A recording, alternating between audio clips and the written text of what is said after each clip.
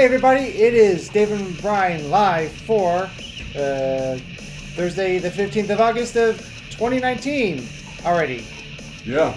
I can't believe it's I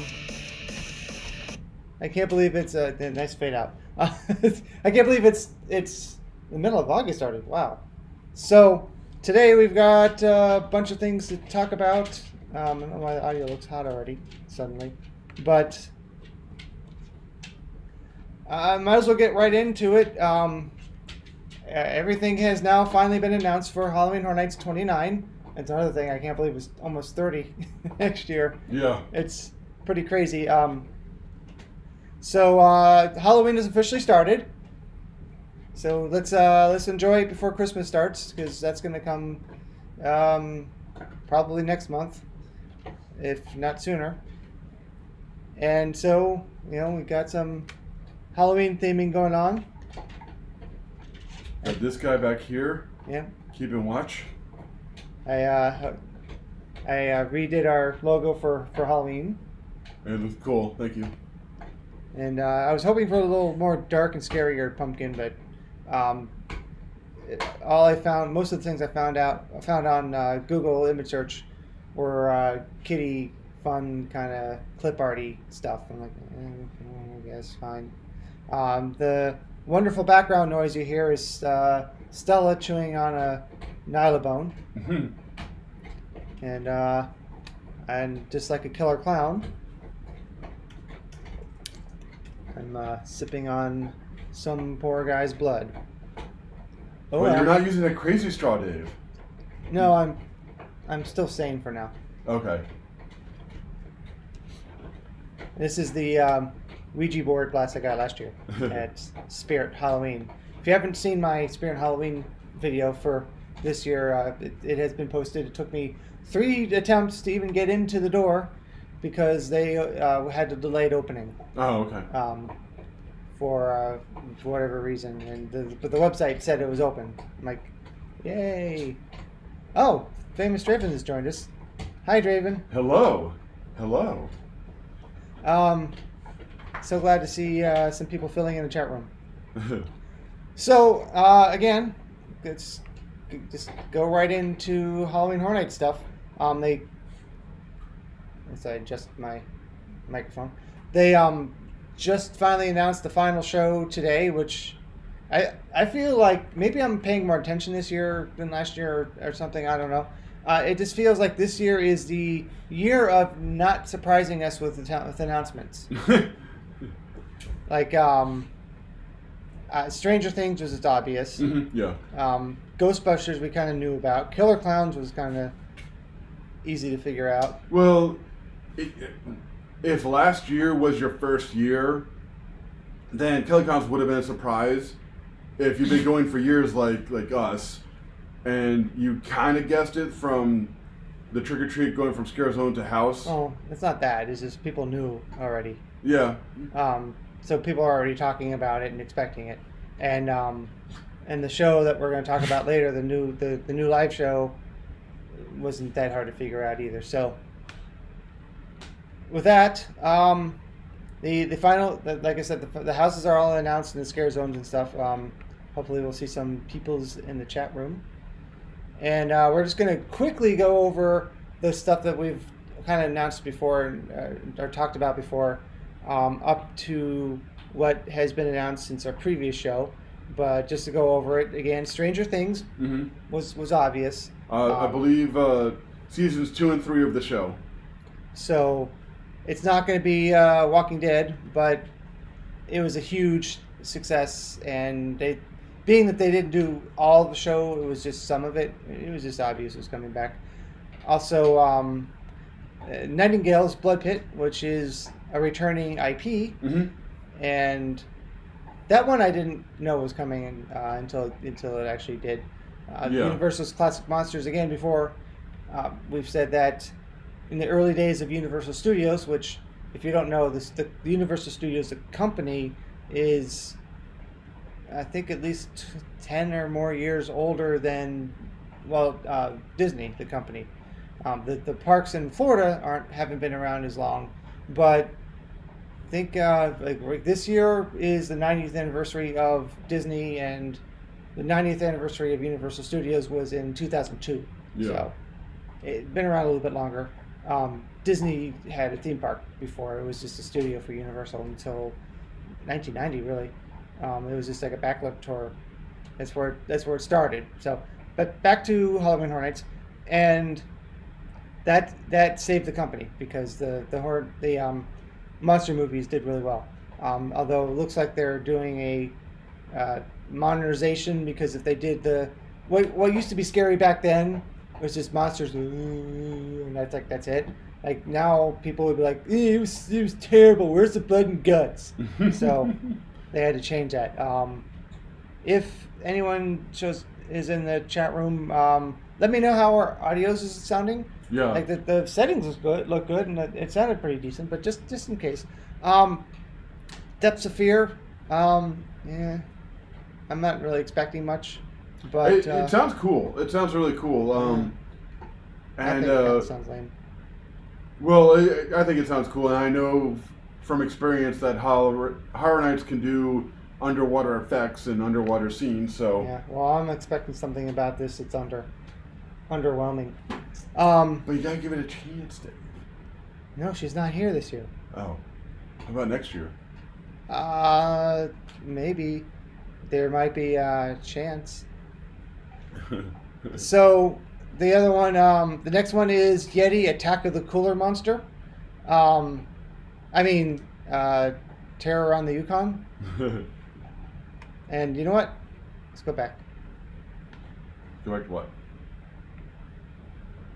So I'm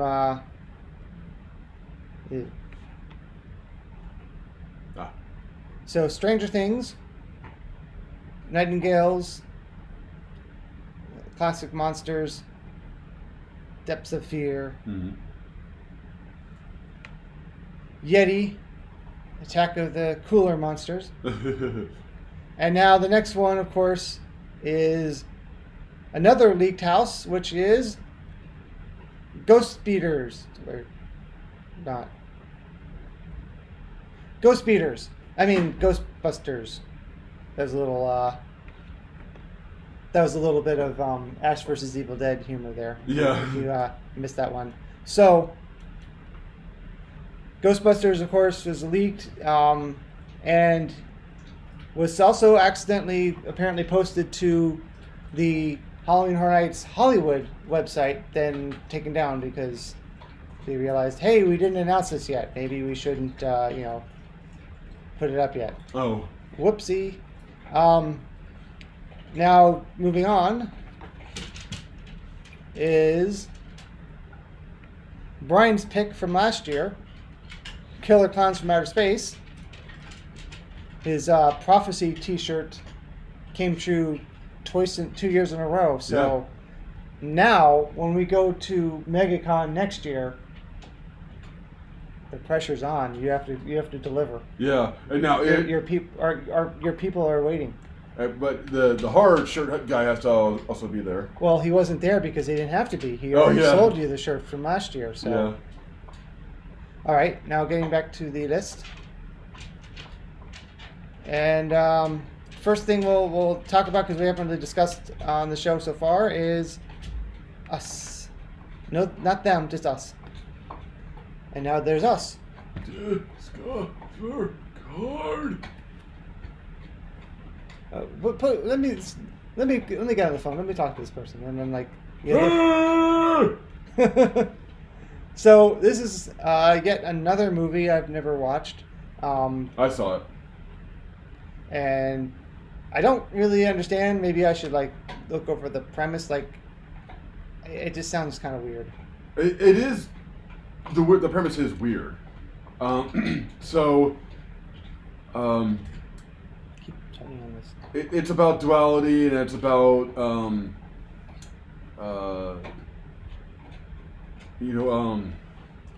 upper class, lower class. I guess you could put into it. It's about choice and free will. So Free Willy? Hmm? Free Willy? Mm-hmm. Yeah. Oh. So the premise is that there's thousands of miles of tunnels underneath the United States, which is pretty true. Subways and service tunnels and sewers. Utilidors. Yeah, utilidors. Yes. Sewers. The whole thing. And there was an experiment in, I want to say the 70s, to clone people that didn't go very well. The clone ended up just mimicking the movement of the original. So like, if I go like this, in some tunnel somewhere, my clone is going like this, you know.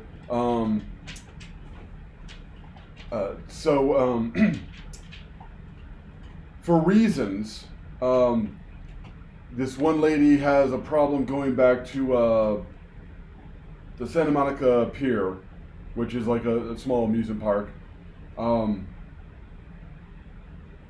And I don't want to spoil the movie for anybody, but there's a thing about doubles. So one family has to fight off their clone family, Which is in a trailer. Yeah. So I'm just going by trailer. So that's why the red jumpsuit with the scissors and the Freddy gloves. It takes place in, when was Hands Across America? 80s? Yeah, well, it'd 86, have to be 80. I don't remember. 86, something like that. Right around that time, so like plenty of like VHS callbacks. Hands Across America is like, you know, hasn't happened yet. So like if you're an 80s kid or if you're a fan of 80s nostalgia and pop culture, then check it out. But the house is going to have two of everybody. Well, like Kyle said, like how's that going to work? Like when you walk in, you're not going to have a clone. The characters will have clones. I know what they're going to do. They're going to, it's going to be like Poltergeist, or it's going to be like Evil Dead or Ash vs. Evil Dead, where it's going to be highlights from the show or from the movie in this case. You're going to see, I guess, the house that they rent. You're probably going to see the tethered family and highlights from the movie. It's what you're going to see. Hi, Stellas. Look. You're on camera. Look right there. Look. You see? Look. Okay, bye. Thanks for listening. So, yeah, I mean, I don't think that they could possibly, I mean, the only thing I could do is video of you walking past, but then it would just be basically a mirror. Which that might be a neat trick. That might. I mean, I guess the technology could, in theory, exist where, like, they can scan your face and, like, build a 3D model and then have the version of you looking at you like, oh, like what they do in the movie, but that would be probably something that's not ready to be a thing yet. But by the way, based on what you just said, I'm predicting there's going to be a Hall of Mirrors for reasons. Probably. Those of you who have seen the movie know what I'm talking about. Those of you who have not seen the movie don't know what I'm talking about. Yeah, well, we'll see. Yeah. And there might be something like Jack's 25th anniversary house where there's a bunch of statues of people in jumpsuits and then like one or two of them is a scare actor. Possibly. And you don't know. Possibly.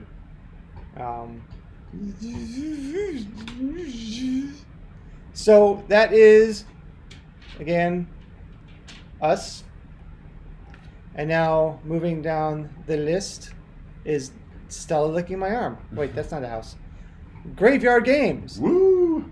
I'm looking forward to this house. Is this like Ghetto Games? Yeah, except it takes place in the graveyard. Oh, right. Yeah. Original. I don't think there was something leaked kind of like this, but maybe not. Maybe it was something that ended up not happening. But it looks pretty interesting. Mm-hmm. So the original houses are really good. Yeah.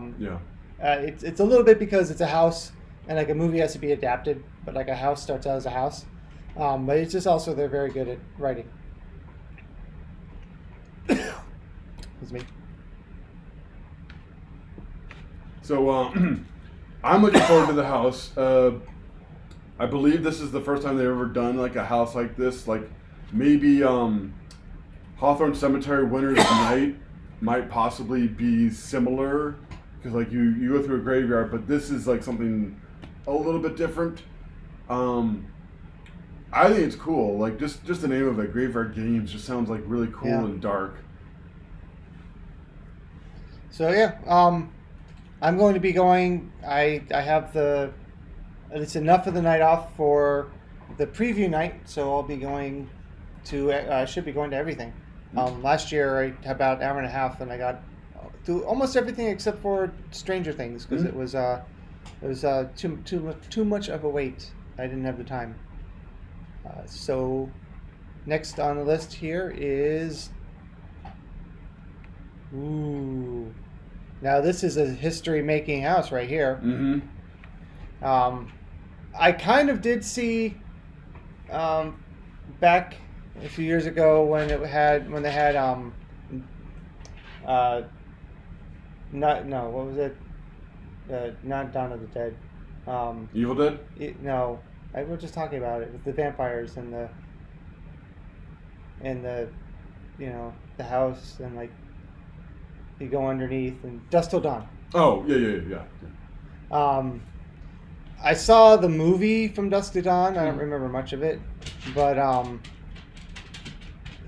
you're too high. Oh. Suddenly. But this is the first house based on a movie that I actually watched this movie years ago, and it's quite messed up. I wanted to see it in the theater. Yeah, but, you didn't see it? I didn't see it. I've seen the movie. I wanted to see it in the theater, and I never got. If it happened in the theater, like I don't know, missed it. I saw Devil's Rejects in the theater, but Oh, okay. I did see House of a Thousand. Yeah, that was back when I was still making DVDs, and I read in a magazine or something that the menu system for that DVD was really cool. Oh yeah, They made it a lot of good uses of different techniques that you can use to make a DVD, and it's like, oh, that's cool. And well, maybe I'll rent it and see what they did, see if I can do some of that stuff. It doesn't matter anymore, but then I was like, well, I guess I rented the movie. I might as well watch the movie, and I don't know why I did that, but I did. But that means that since I saw the movie, I'll be able to understand the characters and references and stuff. The problem with me is with horror movies is like there's a scene where one of the victim almost escapes, and I'm like, you're supposed to go, oh no, she's gonna escape. We want to watch her die a horrible death because that's enjoyable. But I'm like, cool, she's gonna get away. She'll be able to live and maybe get help, and no. So, see, you are like, yay! I'm like, damn, someone almost got away with it. But Marla, what'd you think about it, huh? Were you hoping she got away, or were you hoping that she would get caught again? I was hoping she would get some snacks. Oh yeah? Some treats. Yum yum. Where are the toys? Where are the toys, Marlo? Where are they? Look right there. Look. I want to see toys. Look. So that is a rundown of the houses. It's pretty cool, and I think they did House of the Thousand Corpses before in Hollywood. Was it? Yeah, in Hollywood, like years back. And we obviously missed that since we've never been to the Halloween Horror Nights. But now it's on both coasts, so that's cool. And he also has the Scare Zone. It's kind of unfortunate that the Rob Zombie Scare Zone isn't outside of the House of the Thousand Corpses, but it isn't. We don't know exactly where House of the Thousand Corpses is officially, but they've announced where the scare zones are going to be, and if I understand correctly, that the Rob Zombie scare zone, which we'll talk about in a minute, is in San Francisco, and there aren't any house entrances there anymore. There used to be, but there aren't anymore. So, what is going on under my chair? No, calm down. So with that, let's go to scare zones. Ta-da! And first up is Zombieland. Double click. Double tap. Tap. Click and drag. Yeah. So this is a movie that apparently came out and apparently people watched. I've seen it. Oh, well then it must be popular. There are people who are pointing that to the drop tower in New York, and like, I guess I had no idea what it was, and then I watched one of the scenes. So I've seen a scene of the movie. That's going to be again in New York. More zombies at Halloween Horror Nights. And that's okay. Like I liked Zombieland. Yeah, zombies are a little bit worn out. It's just like at this point it's a little bit too much of a easy thing. Like what should we do? I get the appeal of zombies, or at least I did. You know, the fact that death is scary. Like I think death kind of scares all of us, even a little bit. And the fact that once you're dead, like that's not really the end. Like you can come back and like not really be yourself, but like you're just kind of like this shambling corpse who just like wants to eat flesh and brains. Well, I think the problem is when someone is attacking you and they're a regular mortal human being, you can just kill them. But when the thing that's chasing you is already dead, like it makes it a lot harder to survive. Yeah. And then you're like, oh, I don't want to become that. Yeah. And then you have the in the movies the situation where a friend or a loved one is a zombie and like is chasing after you, but like maybe it's your mom. Yeah. And like you're like, I know that's not really her, but it is her. But like, how do I decapitate my own mother? Yeah. So there's things like that where it isn't technically whoever it was, but yeah, now it's the movie it's based on a sequel, Double Tap, even though the theming so far in the Scare Zone is based on the first movie. It seems. I haven't been there since yesterday, and I'm sure it already looks different because once the theming for Halloween Horror Nights and the Scare Zone start, I can shoot a video and post it, and if I don't post it till the next day, it's already outdated. Yeah. So things move pretty fast. So that's looking pretty cool. The funny thing is they're building an attraction that's a little bit like what's already in Islands of Adventure. And Bret, who was on the show last time, sent me a text asking, do I think they'll ever have Halloween Horror Nights in both parks again? And I don't think so because of the IP. But like, what he might have been getting to is if they had Zombieland Double Tap over in Marvel, they could use Doctor Doom's Fearfall as part of the theming. But that would be interesting. But unfortunately, it's not going to be a functioning ride because it's less than a month before the start of Halloween Horror Nights, and they're still building it. And of course, to build a functioning ride, at least an actual ride, I mean, you might like slowly go up and down, but like isn't an actual attraction. It takes a lot longer than that if you've been paying attention to any attraction that gets built. Yeah, and the line for that would be kind of crazy anyway. Well, it wouldn't really be. It would be the scare actors that would go up and down probably, but we'll see. It's not finished being built yet as of last time I was in the park, but it now that I know what it is, it's pretty cool. Yeah. By the way, for anybody curious. Oh, hey, Brandy. Oh. Oh yes, internet. It's always fun unless it's not. Yeah.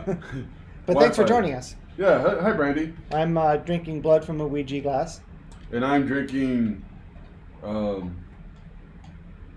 water. It's clear blood from Zima zombie. Oh yeah. The Zima zombie. It's something scary. So, back to the scare zones. Well, for anybody curious, all right, if you know your Horror Nights history, yes, Horror Nights was in Islands of Adventure 2 years. Yeah. 2001 and 2002, right? I think so. It was right after Islands of Adventure opened. Yeah. The reason why Halloween Horror Nights started at all in Orlando is because it was the second year of operation for Universal Studios, and they wanted to get more people in, so they started Fright Nights, which the following year became Halloween Horror Nights, to get people in the park, which worked like crazy. Mm-hmm. And once Islands of Adventure opened, it was underwhelming how well it performed at first. So they thought, I guess we had we have Halloween Horror Nights. It's super popular. It's keeping the lights on here. Mm-hmm. And what if we had it in both parks? Because that would kind of, I don't want to say force people to go to Islands of Adventure, but incentivize them to move over there. So that's why they had it. And eventually it stopped because they're like, well, we have too many restrictions and it's too spread out.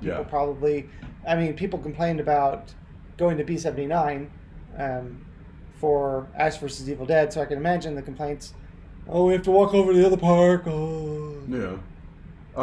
For those reasons and others, they stopped, and I don't see them doing that ever again because a certain boy who happened to not die does a pretty good job of bringing people over to both parks. Mm-hmm. So I don't think they really need it, and the restrictions are too great. Yeah. When we did Behind the Unmasking the Horror for Horror Nights 25, we specifically asked, would Horror Nights ever return to Islands of Adventure? And, things could change. It could. Who knows? But likely not. There's too many contracts, and the contracts want certain things, or the contract owners, holders, they want certain things. Like some islands don't want scary things there. So like at Universal, they've got a lot less restriction. Yeah. Yes. All of the houses have been announced, and the shows and the scare zones as well.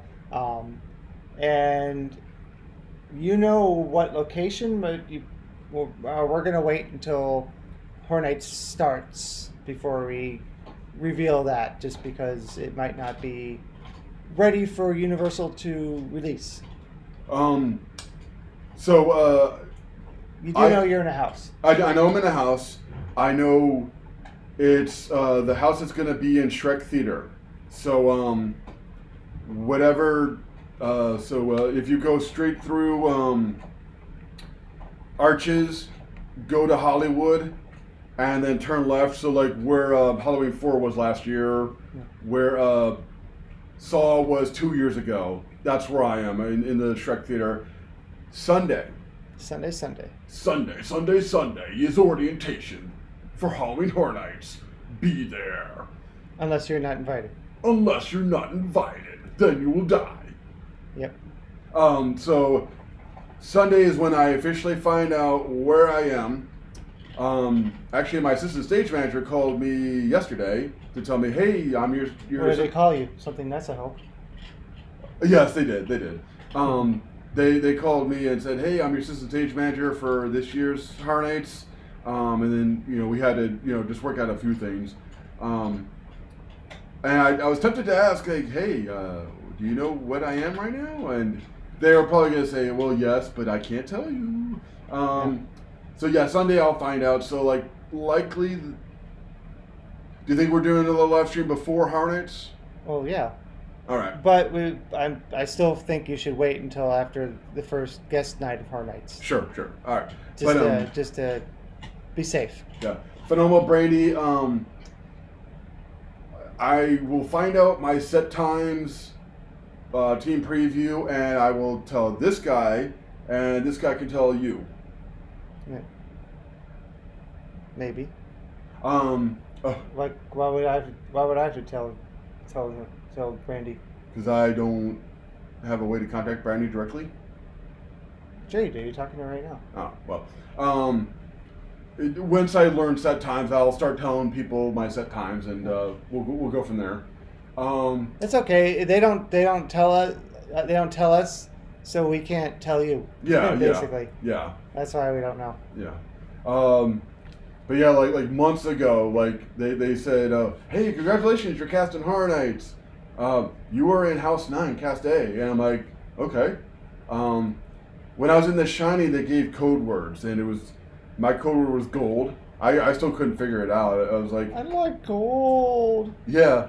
And then once it was revealed, like shining. Oh yeah, shining, gold, Yeah. shining, yeah, gold. But now it's just like you are House 9, Cast A.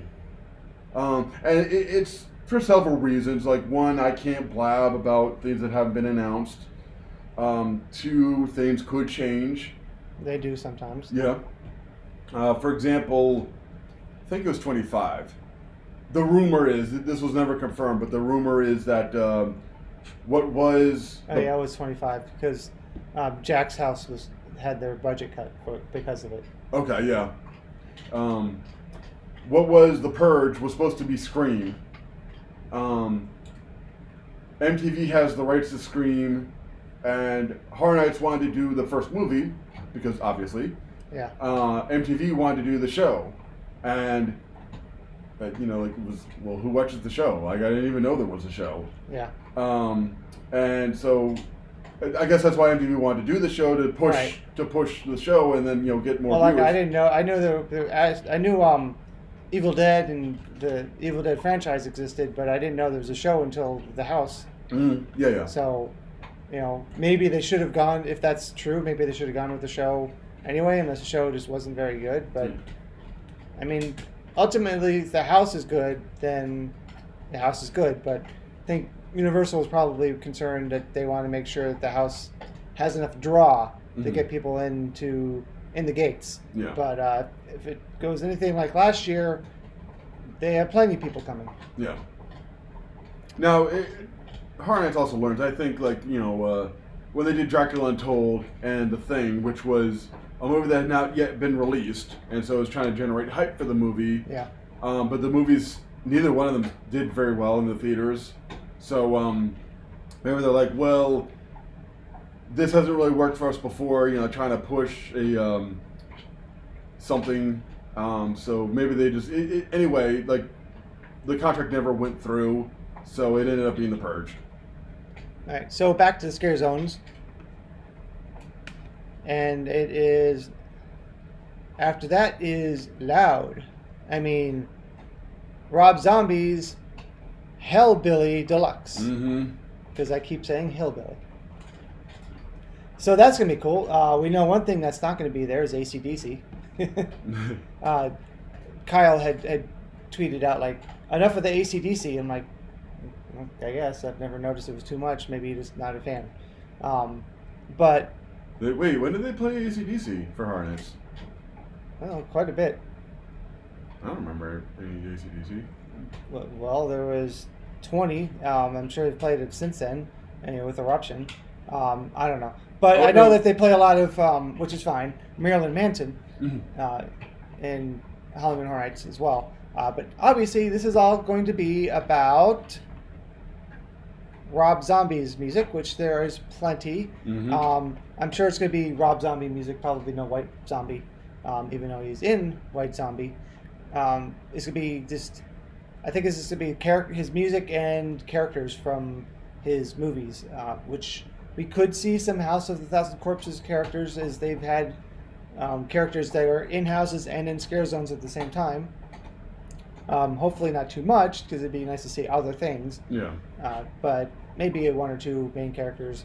The guy with the little hat, whatever his name is. Captain Spaulding. Oh, yeah. Stuff like that. So that's going to be pretty cool. That is going to be in the San Francisco area, which last year there wasn't a scare zone because we had killer clowns from outer space in South Street, which was a pretty cool idea. Yeah. With the projection mapping, a little insider information. If you were, it's kind of inside, but not really, because it was during guest hours. If you didn't happen to be in that area when they were setting up the scare zones, it was a big issue because event staff had to be there, entertainment tech was there. We had giant props being moved into, which I guess they kind of do all the time, but it was a high traffic area, and we had to stop and wait for guests, which is fine, but it was, because it was a good distance away from where they're storing them. It was a complicated situation, but I don't think that's why they're not doing it. But yeah, Brandy asks, do you think they'll have the car from Dracula? And maybe that'd be cool. Yeah, I know that particular area is like big on props and big on what do you call it? Like stage areas, although not stage areas. In San Francisco. Yeah, like Dead Man's Wharf, they had that big boat. So props, not stages. Well, not a stage, but like big set pieces. Yeah, set pieces. Yeah, that's what I'm looking for. Maybe not so much anymore though, because that was before Fast and Furious opened. Mm-hmm. Yeah. I mean, if you want to block the entrance to that ride, I think it would make it a better scare zone and a better experience for our guests. It's like, can't get on the attraction, but yeah. So last year there wasn't anything there. This year there is, and they built a lot of truss so far. So it already looks pretty amazing, and there's a lot of lighting involved as well. Do you think Rob himself came and walked the park to figure out what he wants to do and everything like that? That's a possibility. I mean, honestly, like we have celebrities at the park all the time, so they would, if that was John Landis personally walked the no, he said you could do whatever you want, but I need final approval for American Werewolf in London the second time around, the Redux. So it's possible, like Rob said, like, well, can I walk the park and like see like what's the best spot? And I have a feeling he would, especially being a director, that he would be heavily involved in what goes there and where things go and everything like that. So I kind of get the feeling that he's probably someone who would not have a problem with going into the park during third shift. That's a possibility. Not like 2 a.m. necessarily, but after all the guests have gone and most of the daytime team members have gone, and there are still a lot of people in the park, but that's as few people as possible. Mm-hmm. And then you might walk through. I don't know. That's just a theory, but I mean, it might have been 2 a.m. for all we know. It might have been 2 p.m. Who knows? Yeah, he could just people are going to recognize him. And then that will slow things down. Well, when we do get celebrities, like they're with VIP tours, and like things happen, so like they don't get swarmed. We're all taught. I mean, other guests who recognize that they don't know, but like we're all taught. Like, look, celebrities are just trying to enjoy their day. Yeah, I'm just saying that it'd still be a lot smoother if you just could go in and focus on what he needed to do. Yeah, sure. And we do that, but it still would be easier, and then it'd be nighttime. Yeah. So from there, we go to coins. An arcade also leaked.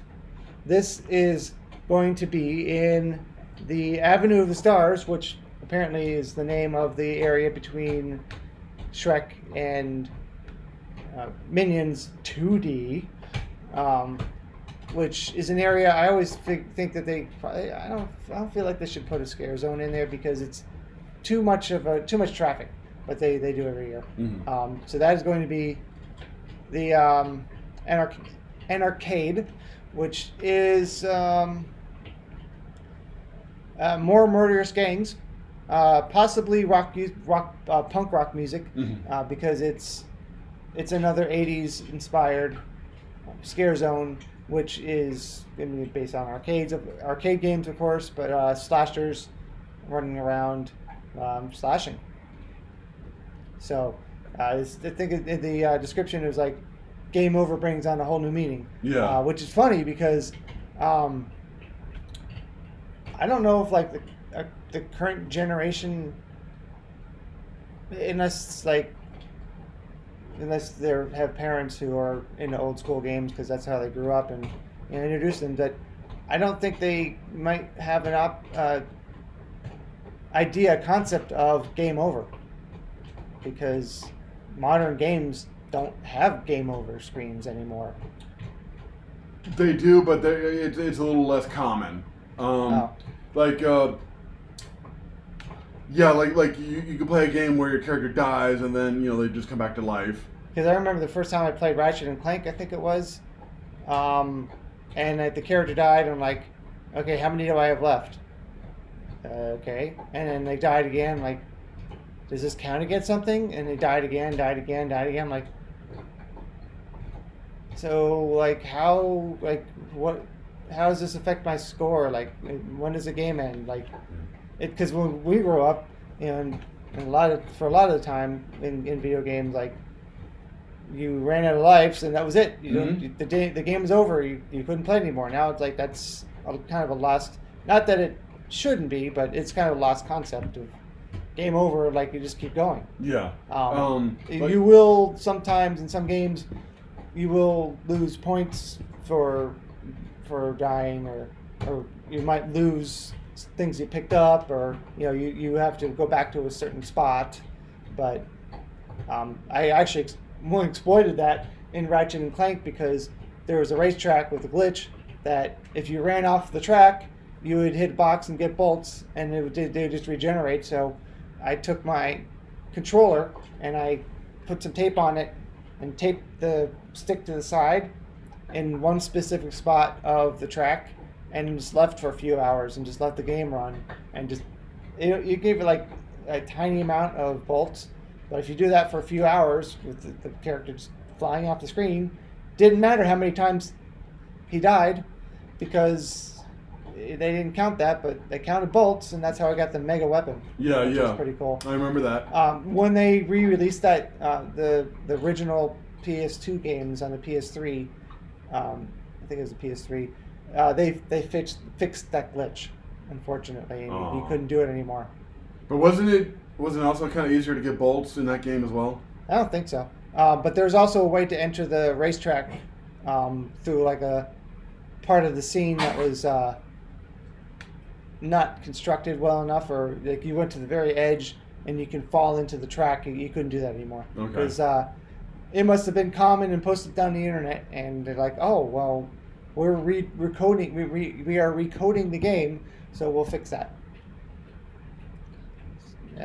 But also, like, modern arcades are not like they were in the 80s. Like, there's a lot of redemption games and, the prize counter and the whole thing. Arcades in the 80s were strictly games. Mostly. Well, yeah.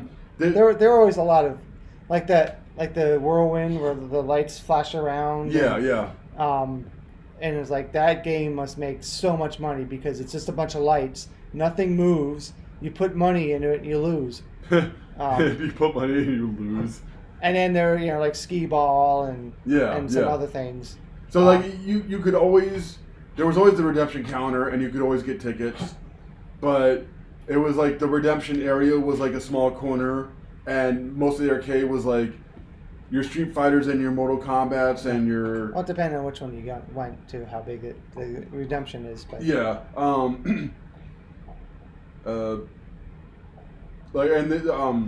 Back then, arcade was the best quality of game you could find. Yeah. It was always a generation ahead. Yeah.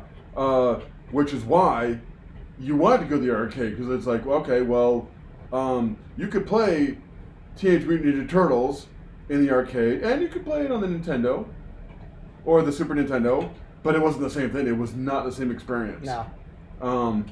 I wonder what happened. Like, I know the reason is because the machines, they could have that at home as well, but the machines cost a lot more and had more graphics and processing power and stuff like that. Yeah. And we're just not reasonable for home. Yeah. But they could put all that money into one arcade system and have like twice the processing power, and the graphics would be amazing. Yeah. Now you go into an arcade and it's like, oh, they kind of plateaued and just like stopped bothering me, making them better.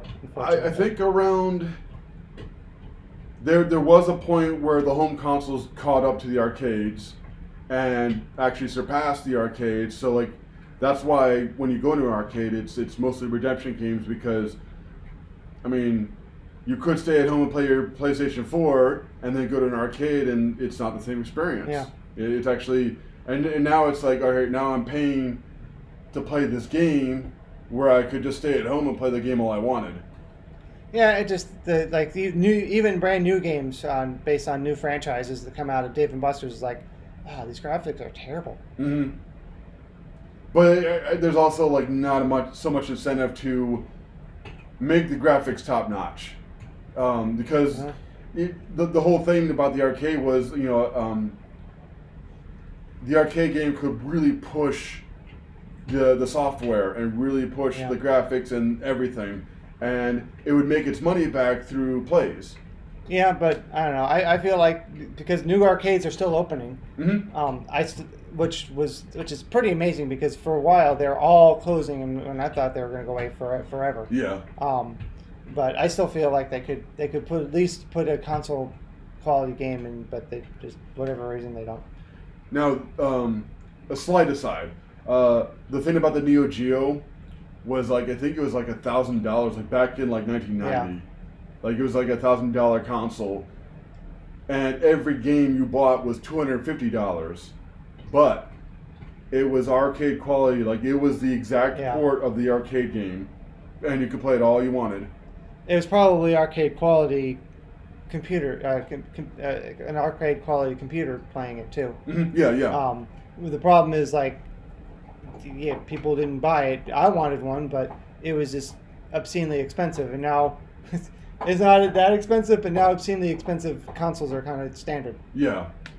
So, back to the scare zones over here, and next one is, hooray for Hollywood, because this is Vanity Ball, which will be on the streets of Hollywood, and it is a fitting spot for it because it's also where Face Off was a few years ago, Mm-hmm. And this reminds me of a cross between Face Off and the House of a Thousand Corpses, a little bit, in the way that it is people who are slicing people up in the name of beauty, and in making artwork out of people's faces and flesh, which is what they did in House of the Thousand Corpses. Yeah, it also kind of reminds me of parts of Seven. Yeah, a little bit. Especially the Vanity Sin. Yeah. So we'll see. It looks interesting. Yeah. And so far, I'm using actually the beta version of Ecamm Live. I'll talk about that in a little bit. And so far, it seems to work. Cool. No issues so far? Nope, except the chat room looks a little bit dead. It's haunted, Dave. I need a chat room that's undead. So, that was quick. Okay, so finally, smashing! It's the pumpkin. Vikings undead. Boom, boom, boom, boom, boom. So, oh my gosh. What? I had to go home and record the audio for this scare zone when I did my walkthrough because I kept trying to read it, and I kept getting it wrong over and over and over and over and over and over again. I don't know. I probably shouldn't have read the description. I should have just like surmised it. But it's based on the Vikings, and the idea is like, well, they're brutal and terrifying when they were alive. Now imagine facing them as undead. Mm-hmm. So now they're, well, I guess zombies again. But not necessarily. Could be not so much zombies, or at least the traditional image of a zombie, more like your undead warrior kind of thing, where like the ghost army from like Lord of the Rings, where they've got their swords, they got their shields and their helmets and their armor, and now it's like you can't kill them, or it's a lot harder to kill them. Again, like we were saying about the zombies, it's a scarier enemy because how do you stop something that's already died? Yeah. So. Now the real danger of zombies is getting caught in the horde and getting surrounded and you can't get away. This time it's a warrior who's very capable of killing you by themselves. Yeah. So that looks pretty interesting. Yeah. And that rounds up the scare zones. Those are all announced on the same day, along with one of two shows. And the first show is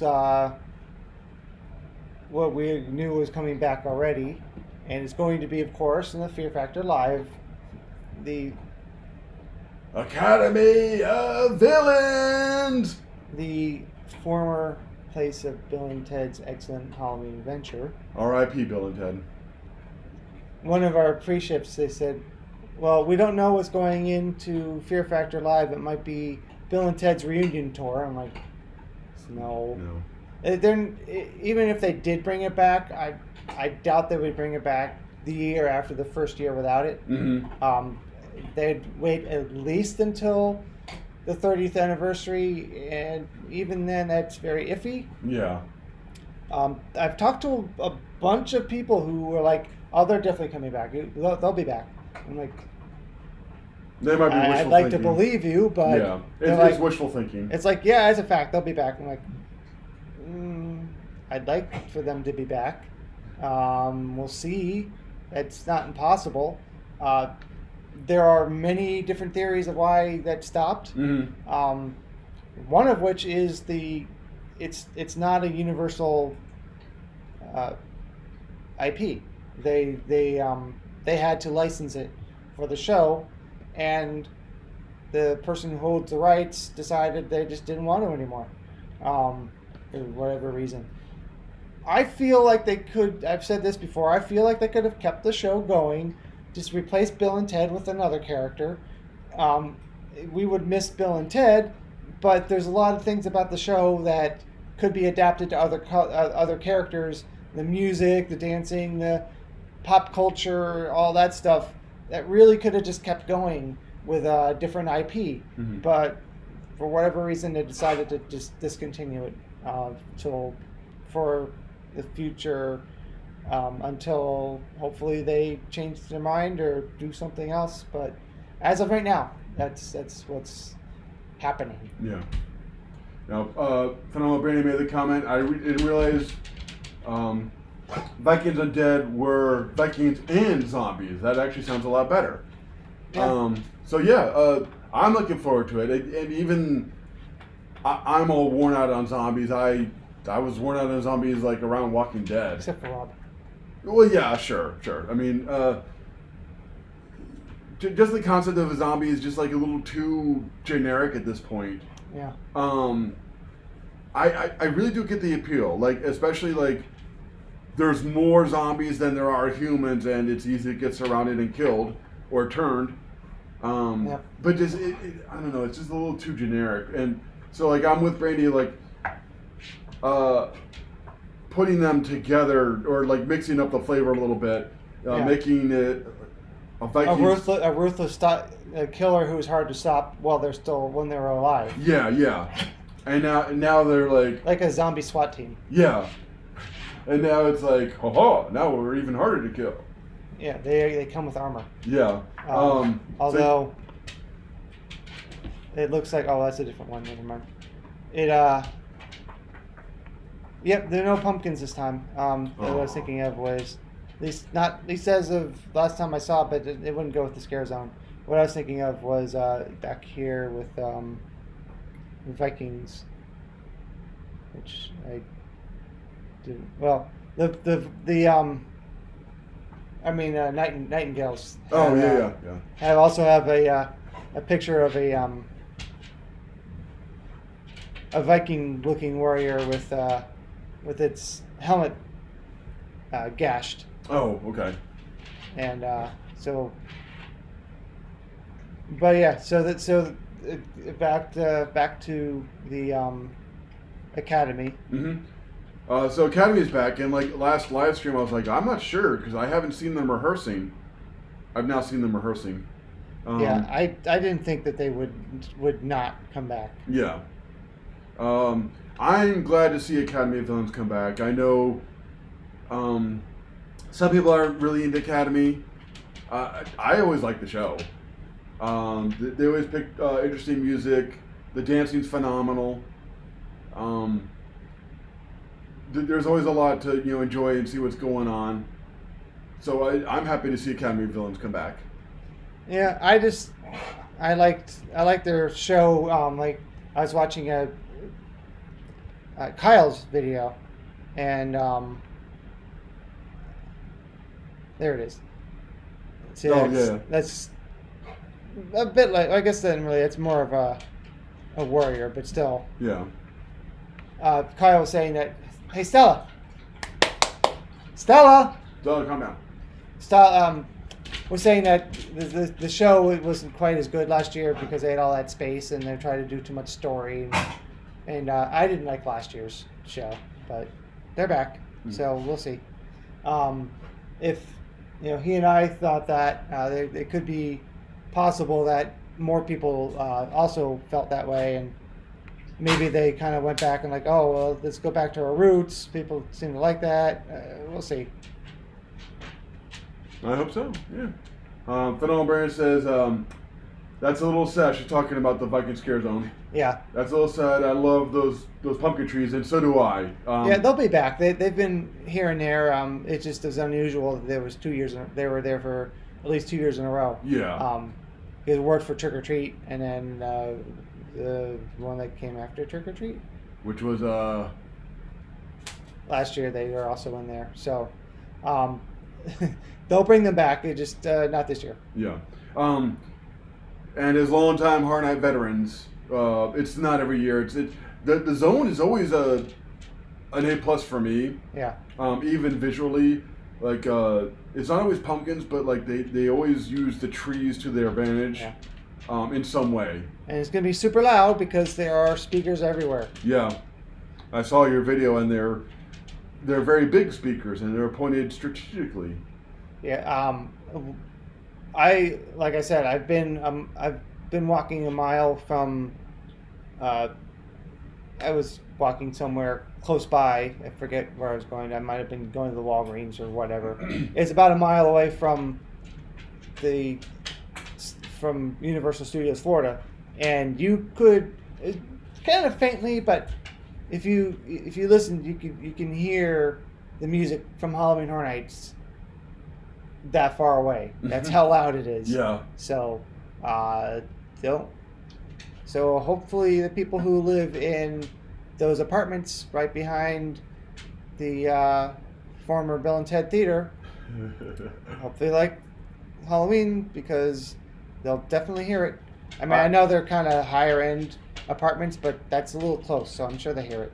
Somebody I work with actually lives there, and I asked him, "Hey, can you hear Horror Nights like at night?" And he's like, "I can hear Bill and Ted like clearly." Yeah. Now he lives in the back end, and I think his living room faces, the theater, but yeah, he could hear them. And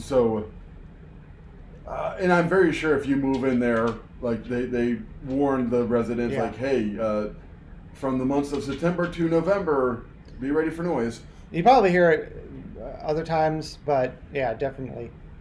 definitely that. So that's a show that I don't really care about. But what's kind of cool, and I heard people talking about it before it was announced, and then today, which is awfully thoughtful of Universal. They're like, "Hey, is Dave and Brian going live today? Yeah, we better announce the final thing because we want them to have everything to talk about. Yeah. Because and we're gonna have the Halloween Marathon of Mayhem. Yeah. Which is why I'm glad they announced it today because I knew it was going to happen, but I couldn't say it. When I was shooting the video, my second update, there's two things. Like,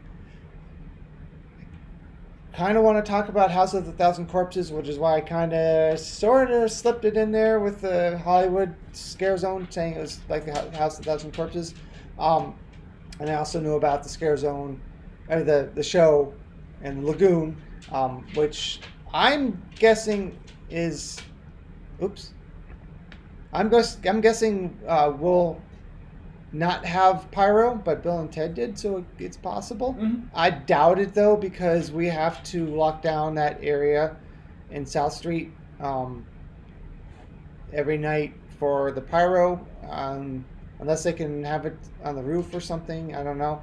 But there was going to definitely be, as you can see in the background, projection mapping on the buildings. You can see like some VHS stuff, and that's why they didn't have a scare zone in South Street again.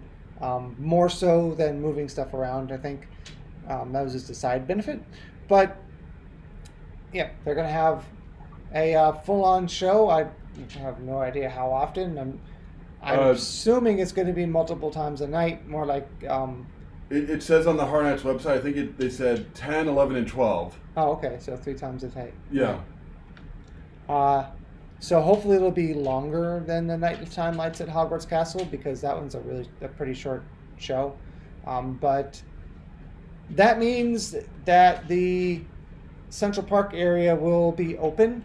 I don't know if that means you can pass through it when it isn't showtime, or if they're going to have people kind of blocking it off so that they can get guests in for the show. We'll have to see. Last year it was blocked off. You couldn't walk through the bypass, and that was kind of annoying. Yeah. I'm not sure why they did that, but this year we at least know it's going to be open for those 3 shows per night. They specify that's every night? I didn't. I don't remember. I caught like the show times. I don't know if it said like select nights or what. I'm gonna imagine they're gonna do is kind of like Jack's show for 25. They're gonna have a row of barricades to go toward the scare zone, and if you're going on this side of the barricades, and you're going into the show. Yeah, but they don't really need to do that. But what I mean is, like, Bill and Ted had a different number of shows on nights that were 2 a.m. instead of 1 a.m. Oh, okay, I see. There might be a 4th show. We'll see. Check the Halloween Horror Nights website, and you'll see. And the app and the event guide. Yeah. Oh, they also said Terror Trivia is coming back. Oh, okay. Yeah. That's it's an app you could download, and it would it'd be all this Horror Nights trivia stuff, and if you did well enough, you could see your name up on the leaderboard. That's another thing to do while you're standing in line, which you do a lot of at Halloween Horror Nights. Unless you have Express. And sometimes you still do a lot of it. Yeah. We've been in some pretty long back a few years ago before we moved here. Forget what year it was. We were in some pretty long lines, and we're like, "This is the Express line." Mm-hmm. I kind of remember a lot of down and backs. I think you might not have been there that time. I just came up by myself.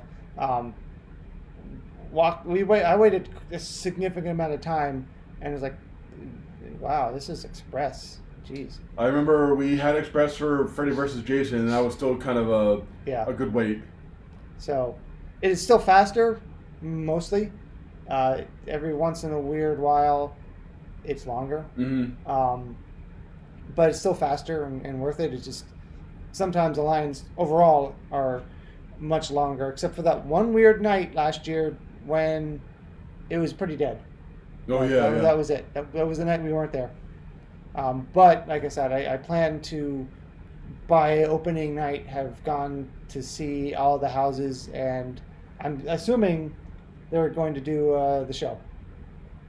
I did come in early for a shift recently, and I saw a bunch of lights moving around. I think they were getting ready for it because I couldn't figure out what else that could have been.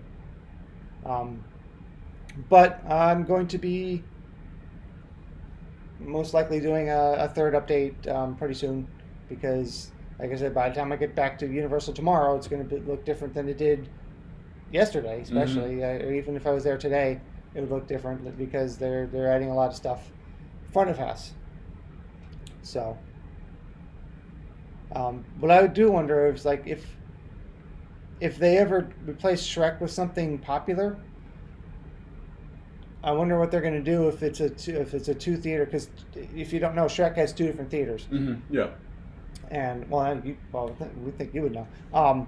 And they completely clear out one of the theaters for Halloween Horror Nights.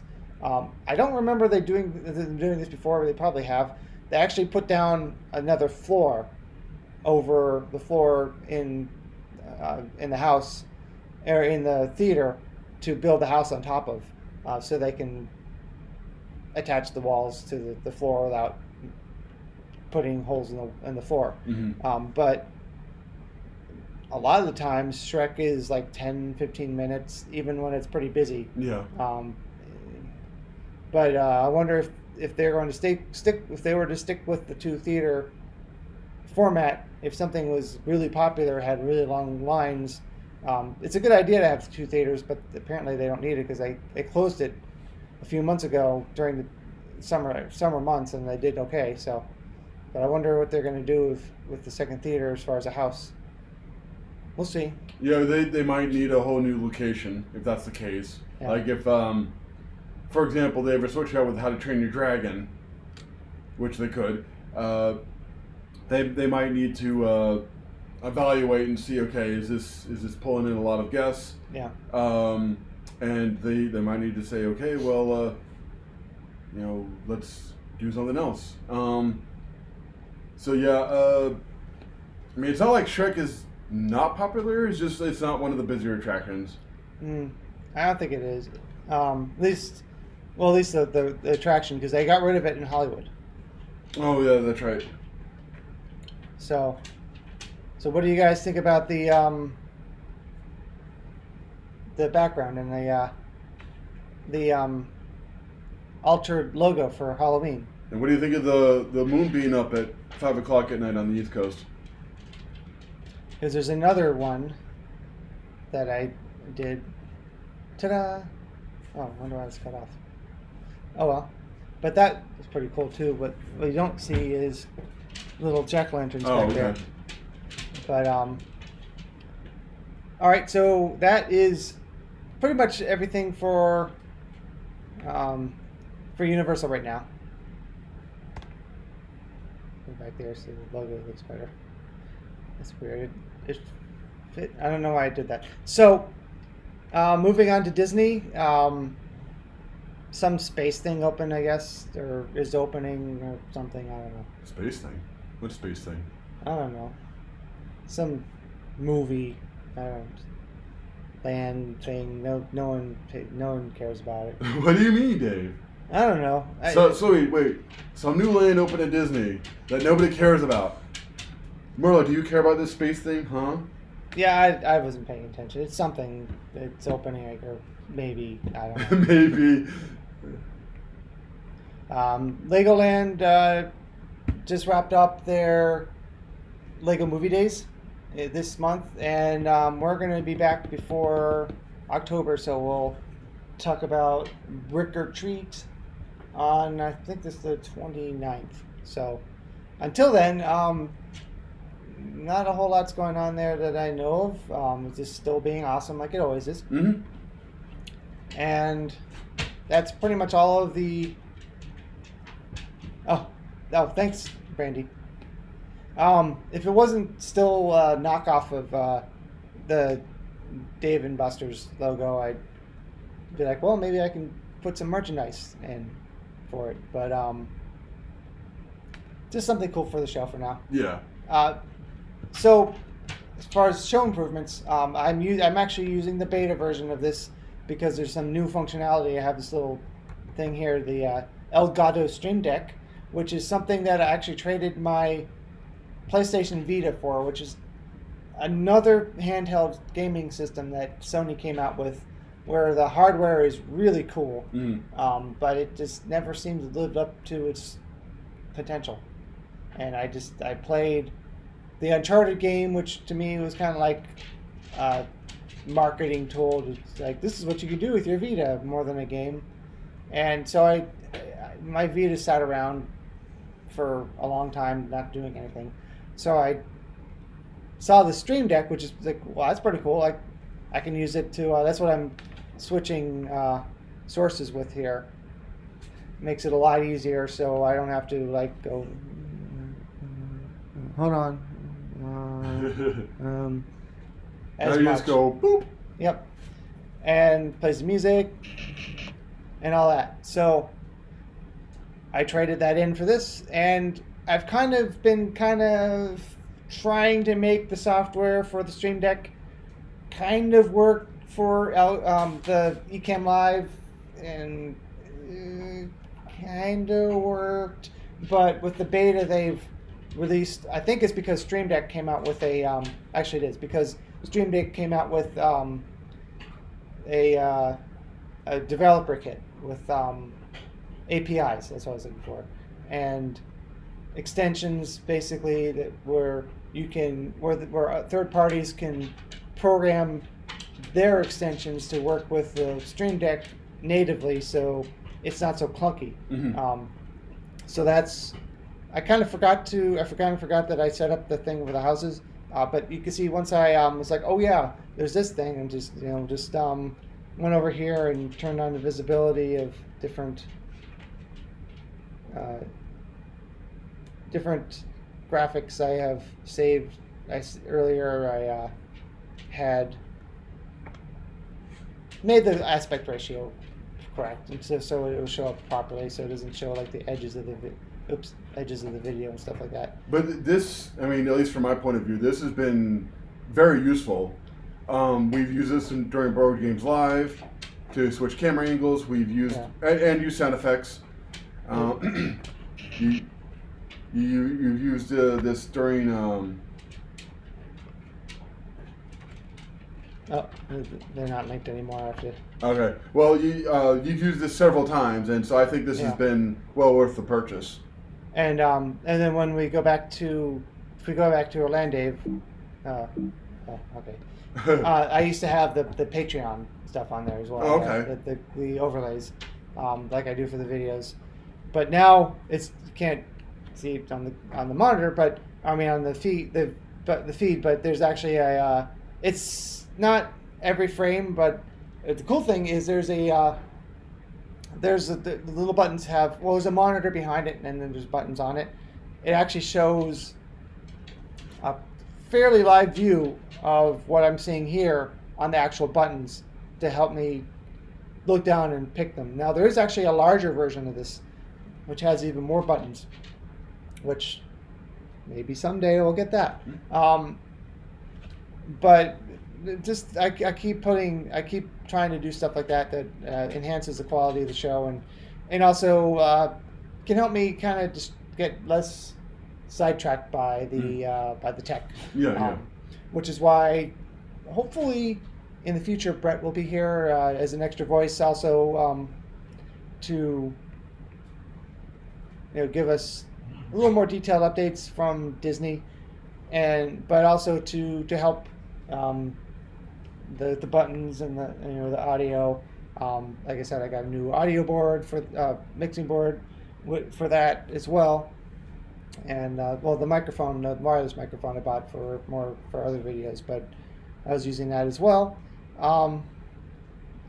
So that's pretty cool. Before it never had such an easy way to switch scenes, and that's been one of my problems with this software is it's like I can make scenes, but I can never make them work. Mm-hmm. So yeah, I'm very happy with this, and I'm impressed with the amount of depth that you can put into this. You guys can't see it, but he has a button for an up folder. So like, even though he's got, what was that, 4x3? No, 5x3. So he's got 15 buttons, but he's not limited to 15 buttons. He could have as many as he needs.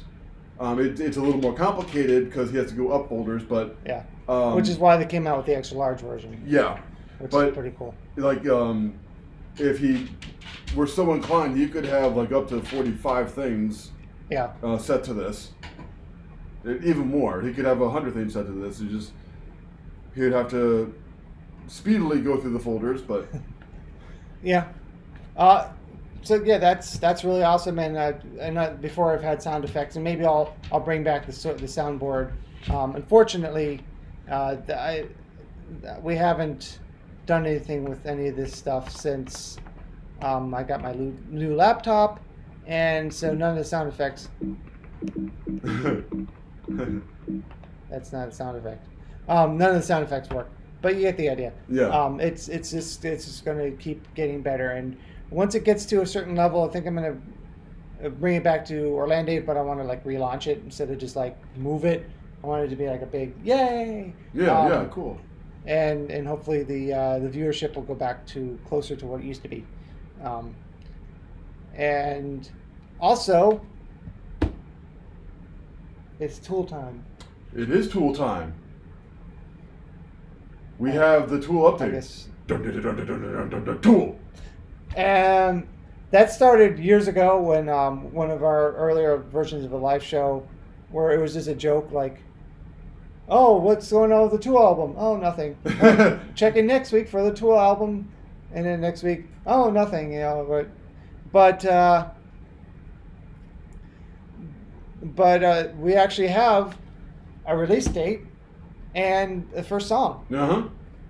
Fear Inoculum. Which I don't care for the beginning of the song, but the rest of the song is pretty cool. Yeah. It sounds a lot like their other music, not surprisingly.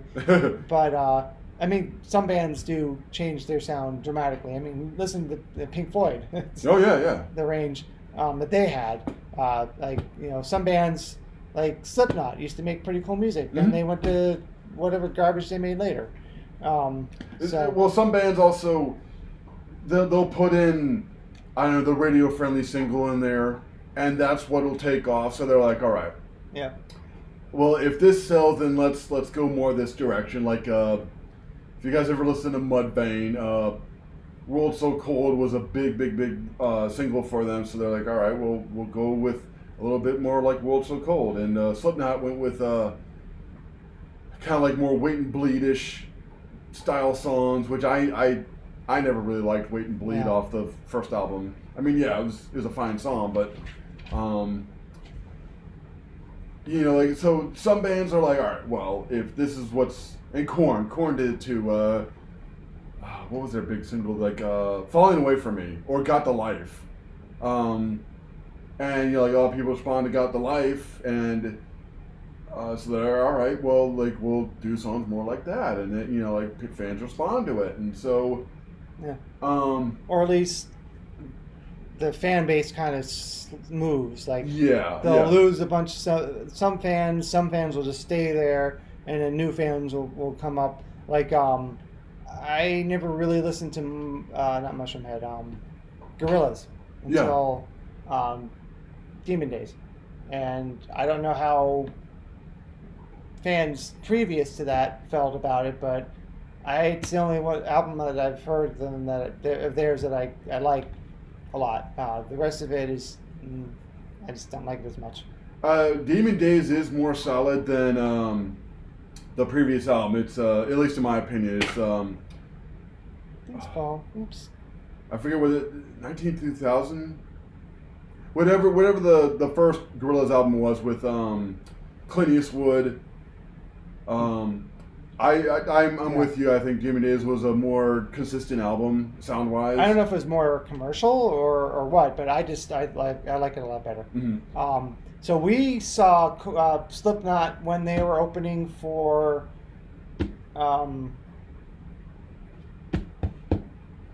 Slipknot was. Oh, opening Machine for, Head. We saw them open for Machine Head, and I think we were actually one of the people. It probably always happens, but usually we go to a concert for the headliner and whoever is opening for them. Okay, that's cool too. Yeah. We actually went to a show for the opening act. Yeah. And then a few months later, four four months later, they were the headliner. Just like, wow, that's a crazy turnaround from going from just an opening act to the headliner with Coal Chamber. Yeah.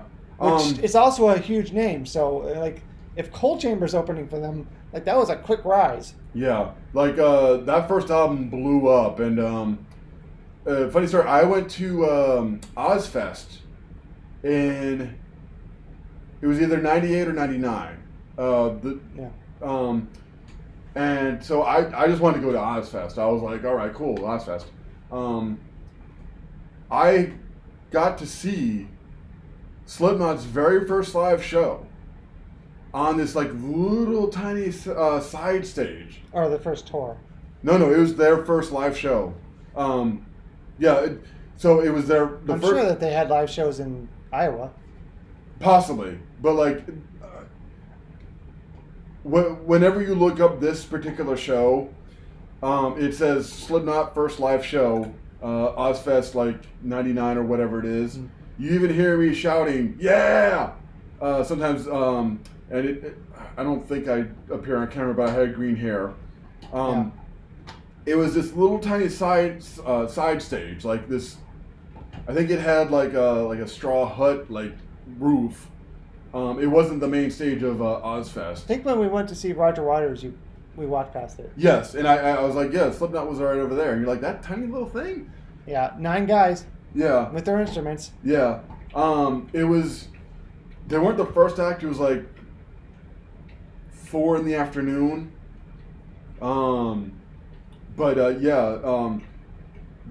Like Slipknot like had this big blow up, like right around 99, 2000, where they were opening act, and like more and more people like were coming for Slipknot and cheering on Slipknot, and then they became the headliner like toward the end of that year. I remember we went to Spirit Halloween and we bought some we bought some Michael Myers jumpsuits, and we dyed them gray. Yeah, I forget what we tried to dye them, but I think it was black. It was black and gray. And then we got masks. Mm-hmm, yeah, and so it was pretty much you and me and one other big Slipknot fan. Yeah. And then like we saw them a few months later, and all of a sudden everybody had jumpsuits and masks. Yeah, was it? I guess it was the first time when they were the opening act. Yeah. They came out, and there were a few people with masks, mm-hmm. but like maybe 2 or 3 others at most. Yeah. And we were pretty much straight in front of the crowd. It was as packed as a crowd can get packed. Oh yeah. Like yeah. If I wanted to get from like over here to where Brian is, that would take like a half a minute. Yeah. And it was all those bodies. It was very hot. It was like painful hot. It was like being in a sauna, like not quite as intense. That bad, but yeah.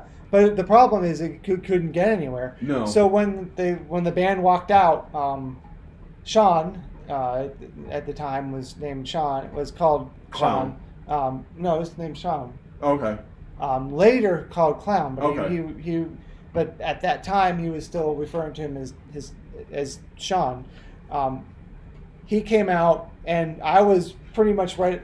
I tried to pick a mask that would fit in among the other masks in the band, but not specifically any one mask.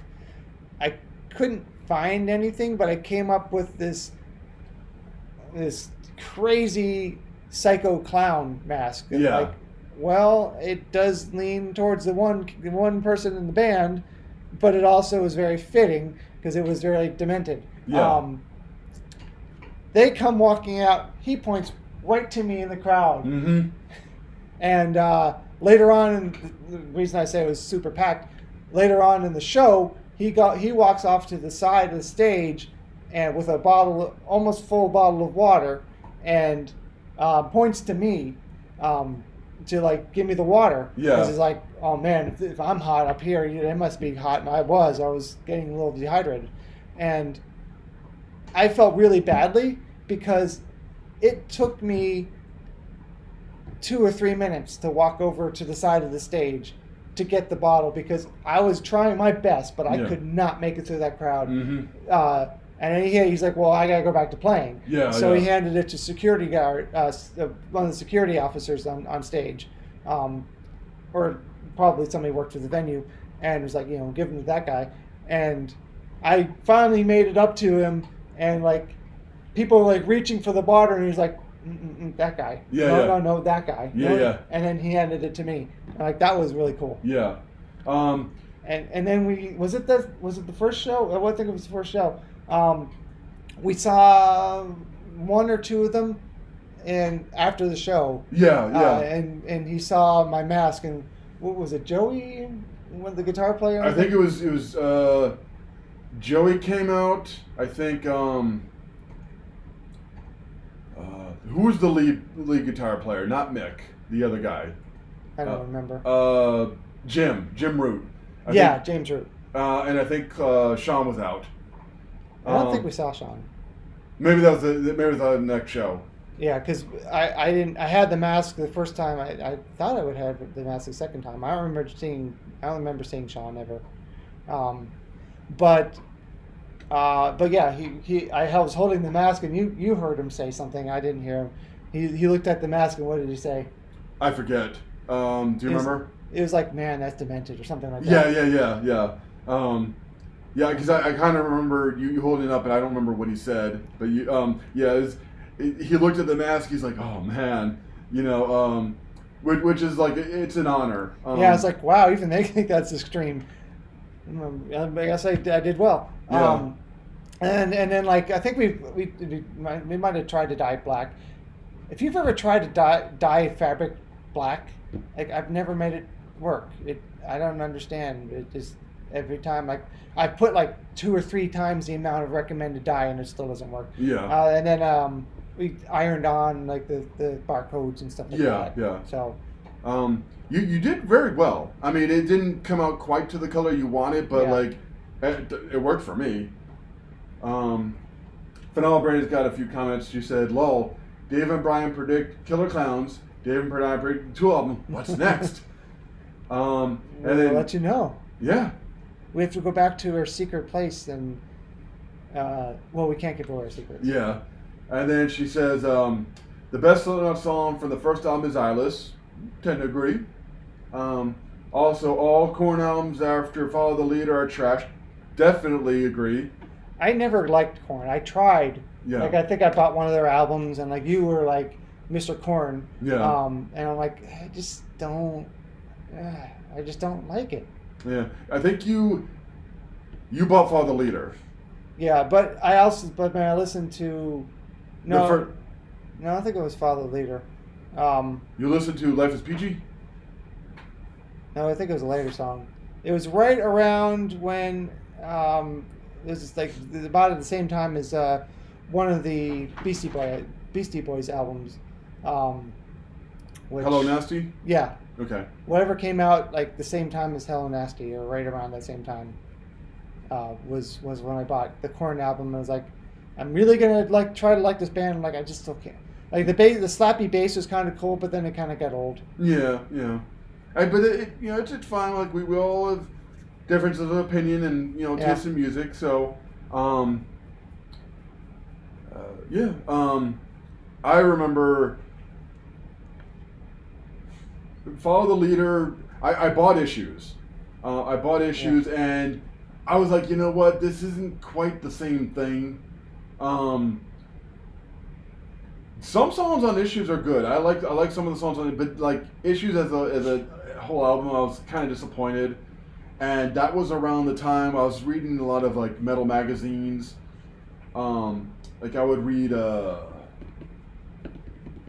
If you left the metal magazine outside, does it get rusty? Yes, it did. I forget what I was reading, but like I was reading like the notes section or the letter section, and this is, and it kind of sounds silly, but at the same time, like I was like, maybe this is just the good time. There were all these fangirls writing in talking about how they were going to be the one to marry Jonathan Davis, and all these other girls weren't really fans, and Jonathan Davis is so hot, and I'm like, this isn't the point of Korn. Like no. Yeah, like I that's more like a boy band. Yeah, and it was, and like there were other letters besides these girls like, oh, I'm going to marry Jonathan Davis.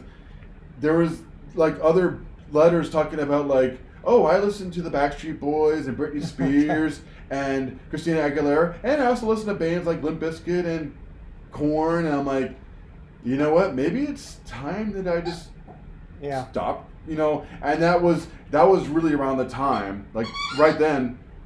Stella, nope, not right now, please. That the sound changed and like the band changed. Like that's when Head left. Stella. Not right now, please. And they did like an album a few years later with Skrillex, which is fine. Like cool. Experiment. Like try something different with music. But it was around the time where I was like, you know what? I've never been into Korn since. Like I will sometimes go back and I'll listen to Self-Titled, or I'll listen to Life is Peachy. Yeah. They did come out with an album a couple years ago that like sounded better. But yeah, like Head has since come back to the band.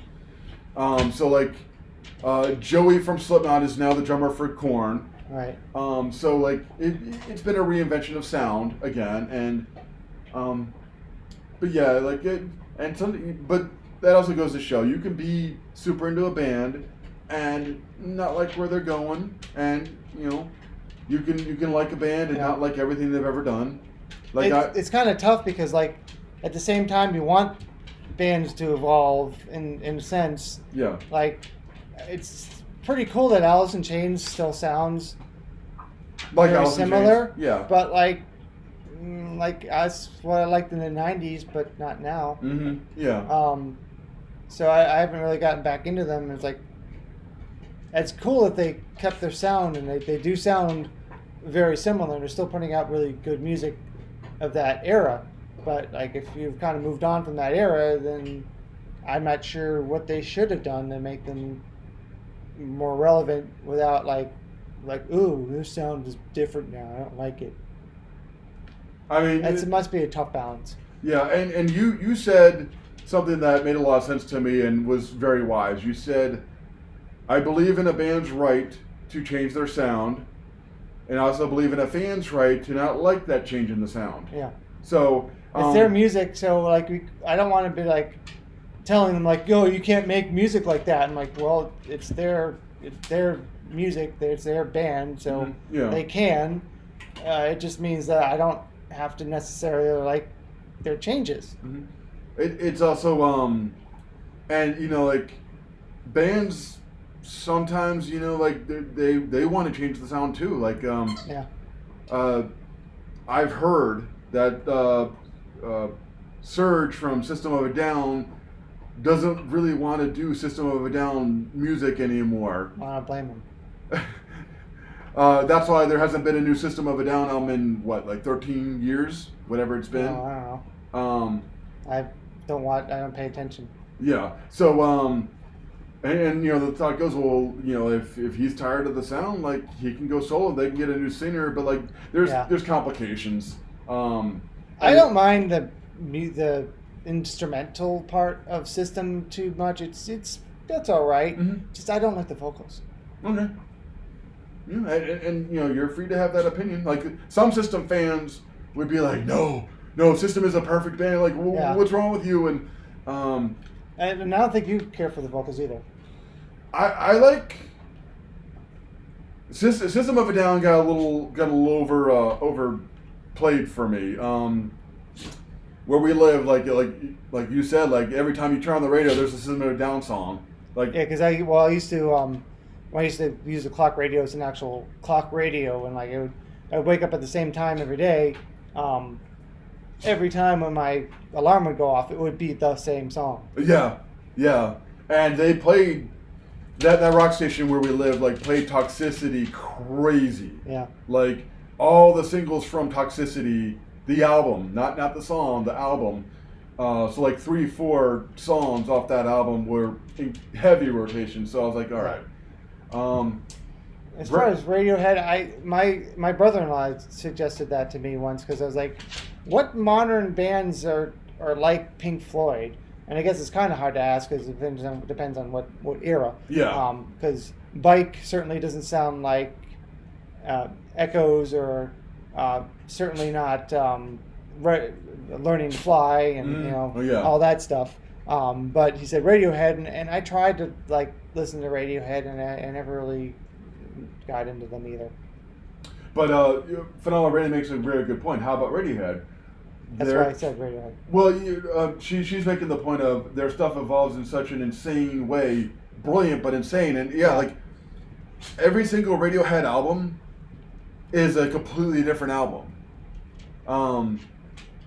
And like I never followed Radiohead that much either, but like people who have. That's weird. The comment showed up on your screen before on this screen. Oh, Aerials is the System song that did me in. That blew up here. Yeah, Aerials was all over the radio for us too. Aerials plus Toxicity, the single. Yeah. I want to say that's the song title is actually different, but like I think it's. They played a lot of Aerials, a lot of Toxicity, a lot of BYOB, and something else off Toxicity. But yeah, Aerials is kind of like their ballad song, and it's probably what Serge wants to do more musically. A song like Aerials, because I think like his solo album was more leaning toward that. But like every Radiohead album is a completely different album too. You played for me in Rainbows. Like we were in the car and you were playing in Rainbows. I think it was when the album was new. Yeah, and I had never heard it, and you had the display so it wouldn't say what it was, and you're like, do you know who this is? And I'm like, I'm getting Radiohead vibes, but it was weird because it didn't really sound like Radiohead. It was more like Pyramid Song.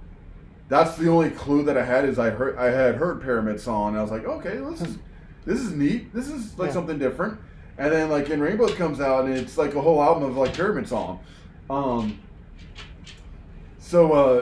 Brandy, you might like I think it's Pitchfork on YouTube. It's a brief history of Radiohead. It's like this animated video about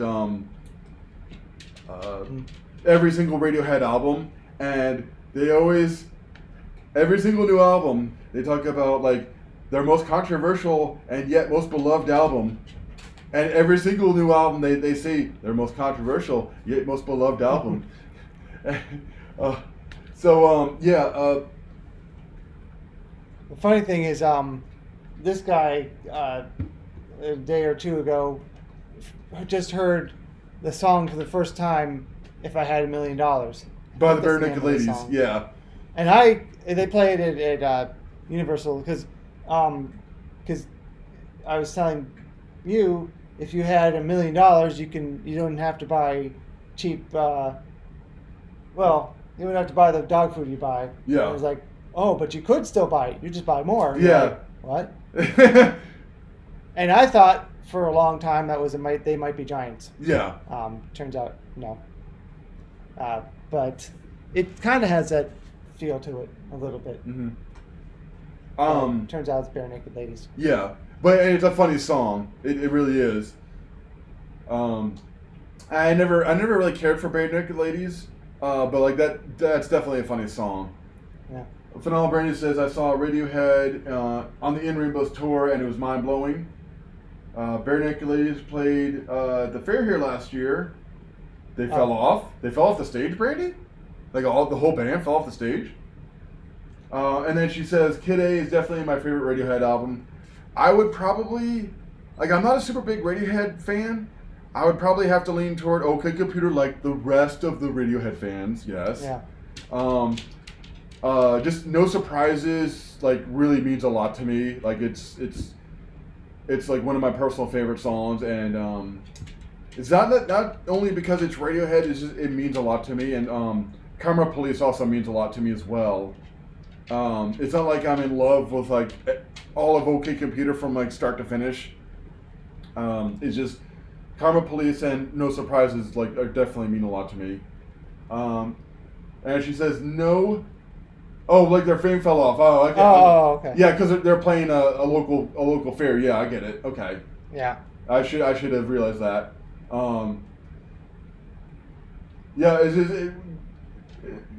played the fair here last year. They fell off, and I was like, all I pictured was like them on stage and like the stage clapped and they all fell. But yeah, no, like a big band that like you say, hey, have you ever heard of a band? Like, oh yeah, sure. Do you know like they're playing local county fairs? They are? Yeah. Really? Yeah, so like I see it. So like so what does that say about bands that like do like Mardi Gras or play Disney or play I always figure that they're kind of past their prime. Yeah. But it is tricky because they only have so many concert nights, and those bands are generally touring. Mm-hmm. Yeah. So they have to fit into their schedule, them being in Florida on a night that works with the schedule of the theme park. And then, of course, they also have to schedule around other bands who also have slots. So they might be like, well, we can be on tour at this date. And like, oh, well, we already booked that band. So yeah. They probably have to turn down a lot of bands just because they can't fit the schedule. And in fairness, at least for Mardi Gras at Universal, it's a lot of older bands like Bush, like Steve Miller, Sean Paul, like people have been around. Pitbull every year. Yeah, Pitbull. Like people have been around like 15 plus years. SeaWorld has concerts as well. Yeah. Disney has some concerts. Like I guess any theme park would have a concert like. Yeah, Busch Gardens does too. Yeah, at certain times of year. Phenomenal Brandon says, OK Computer is a respectable showing. Also, yes. It's just like if you talk to like your casual like garden variety like Radiohead fan, like what's your favorite Radiohead album? Oh, OK Computer, like definitely. Yeah. So it's kind of it's almost like the typical answer, where like something like Kid A or like is Hail to the Thief an album title? I think it is. Yeah. Or like some of the more rare album titles like will kind of show your true Radiohead colors.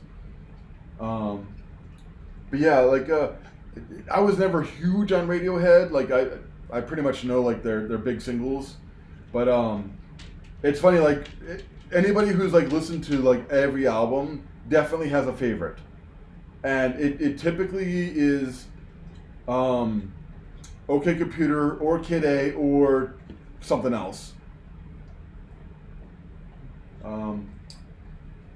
Yes, Hail to the Thief is an album. Yes, thank you, Brandy. Thank you for the album, Brandy.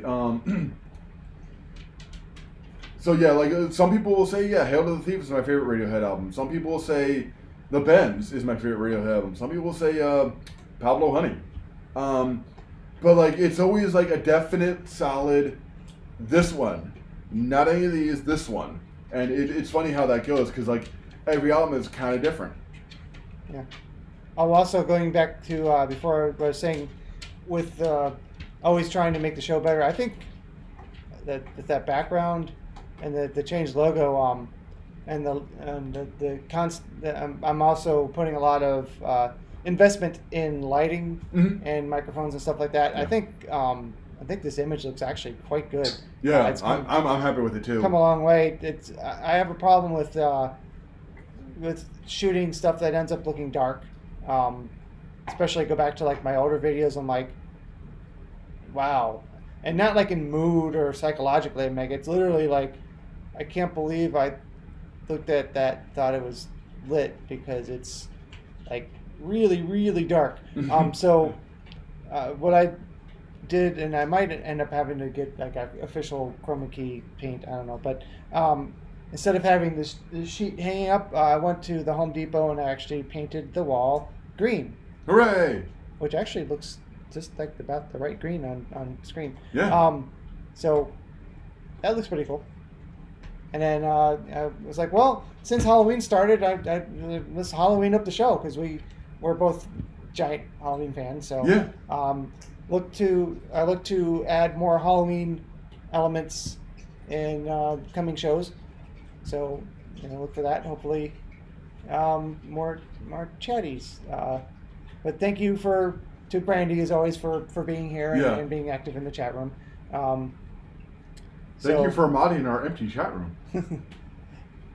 You did so well with the haters and the spammers and the trolls that they did like they're like, oh, I'm not gonna mess with Brandy. Nope. I'm not even gonna show up. Mod of the year.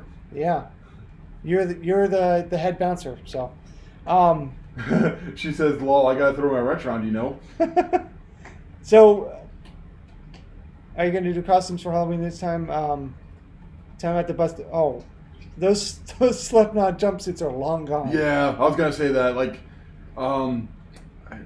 I was gonna ask you, but I was like, I doubt he's got them. No, no.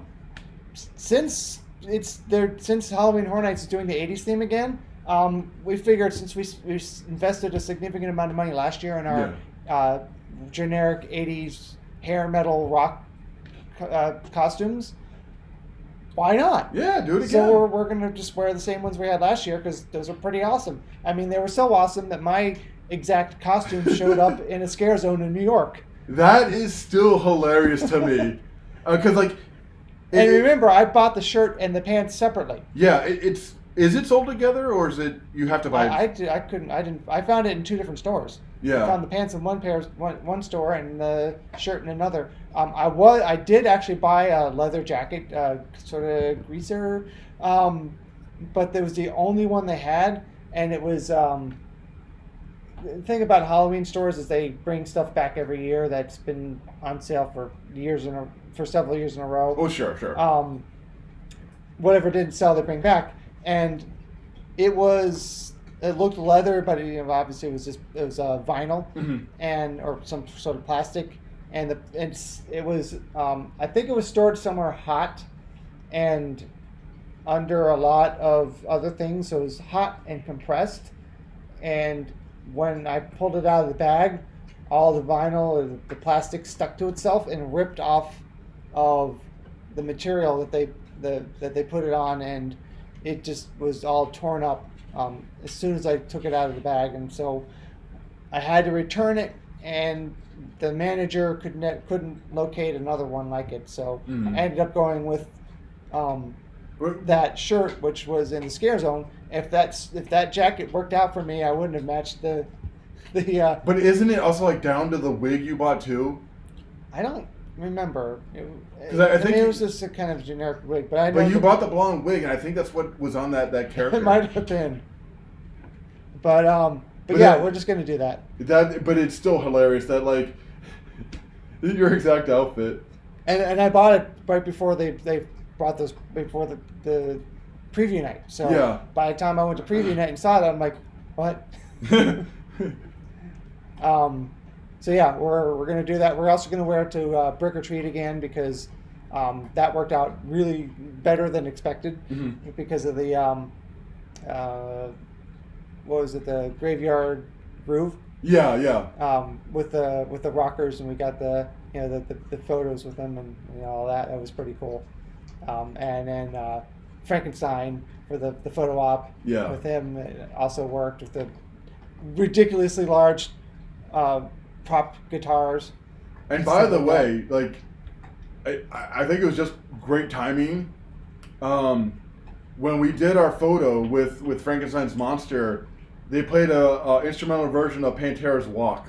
Oh yeah. Yeah, and like I mean, maybe like the AV guy saw us and was like, okay. I mean, I'm sure it was a loop, but Yeah. it was probably songs like that. But it was pretty cool. So.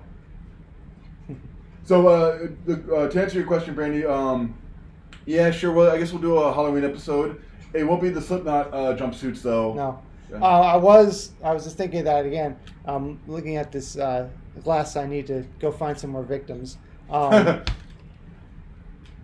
As much as it would be fun to, I said in the Spirit Halloween video, I'd like to actually just buy a Ouija board and then get the camera up here pointed down. Unfortunately, we're both going to be working on the actual night of Halloween, Mm-hmm. but it would be really fun to actually do a live Ouija board session or whatever they're called. I don't know. Yeah. But actually use a board and stream it live. But we can do that. It just won't be on actual Halloween. There is in October, I think, or maybe September. And there is going to be a Friday the 13th, but you're going to be working too. Mm-hmm. And I'm sure both of us will be working, so we can't do that either. Yeah. But we do have nights off, so I might go to Spirit and buy the Ouija board, and we'll Ouija it up. I mean, we could do it, and then you could post it on Halloween. By the way, Bodie62 is here. Hi, Bodie. Hey. Had you blokes on, but was out of the office and missed most of it. 3 weeks till we land in Orlando. We cannot wait. Woo! Hope to see you, Bodie. Yeah. We were talking earlier. I don't know exactly what I am yet. I'm a character. I do know I I'm don't know in. what he is either. He's strange. I don't know what. I'm in the Shrek Theater, so where Halloween 4 was last year. I'm in Cast A, so if you see my house first, you'll definitely see me. Sunday is my orientation. That's when I find out for sure what I am, and we're waiting until the first guest night to reveal officially what I am. But definitely if you see my house first, you'll see me. I should be on set. I will not be there opening. I'm not going to be there opening night. Yeah, unfortunately, Board Games Live was stretching us a little too thin, and haven't been able to get back to that yet. But yeah, that's true. It is I guess it is a board game. Mm-hmm, yeah, it's made by Hasbro. Yes, but it's evil. Don't do it. It's a real. You can summon real spirit or whatever. People freak out about that. Yeah. Like, don't do it. It's not a game. It's serious. You take whatever. Yeah. I kind of need to get back to working on planning the Horror Nights meetup. We did the one in March, and I have been forgetting to. I was going to have one in between, but I've been forgetting to do that. So we'll see.